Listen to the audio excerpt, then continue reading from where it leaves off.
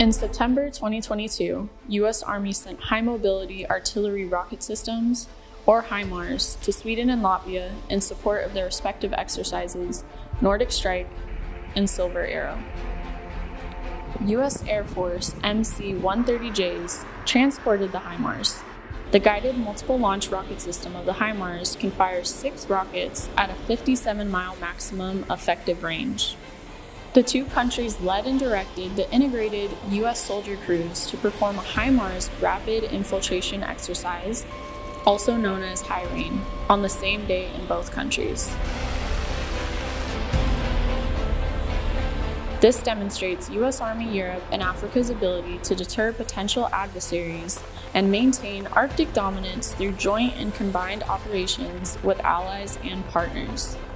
U.S. Army Europe and Africa supports exercises like these with rapid, long-range precision fires using a variety of networked, multi-domain communications platforms.